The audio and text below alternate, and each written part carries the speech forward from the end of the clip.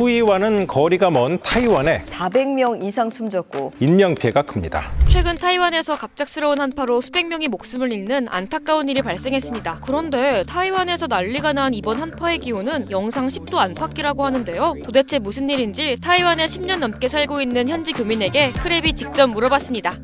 영상 10도에 한파로 인한 사망자가 나올 수 있나요? 대만이 더운 나라이기 때문에 더운 날씨가 이어지는 기간이 매우 길거든요. 잠깐 겨울에 한 2, 3주, 한 달 정도를 위해서 난방시설을 구비하는 경우가 많지는 않아요. 사망자 나오는 부분들이 산속에 계신다거나 그쪽에 계시는 분들이 많으세요.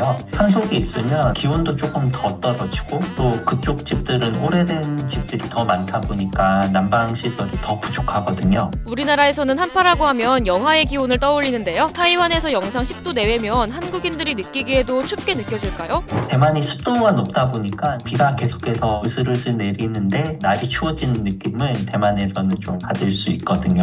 목욕탕에서도 밖으로 나오면 몸이 축축해져 있어서 더 추위를 많이 느끼잖아요. 대만에서는 일상생활을 함에 있어서도 그런 느낌을 받는다고 보시면 될 것 같아요. 그래서 타이완에서는 기온이 10도 이하로 떨어지면 한파특보까지 발령된다고 합니다. 10도 전후가 되면 대만 뉴스에서 좀 대대적으로 추운 날씨가 오니까 대비를 하라 보도가 되고요. 10도 초반 전후가 되면 집에 좀 일찍 들어오라거나 혹은 야외에서 하는 약속 같은 거는 잘 잡지 않고 있습니다. 그럼 타이완에서는 평소 한파 대비를 어떻게 할까요? 바닥난방 같은 경우는 대만에서 전혀 없고요. 히터라거나 혹은 이제 개인 난로 같은 거는 사용을 하고 있습니다. 그런데 집 전체를 따뜻하게 할 수 있는 부분은 아니다 보니까 전체적으로 대만에서 난방은 좀 부족하다라고 할 수가 있고요. 대만은 이제 연식이 오래된 건물이나 주택의 비율이 매우 높거든요. 외풍이라거나 이런 거 막는 부분에 있어서도 부족하다라고 생각을 합니다.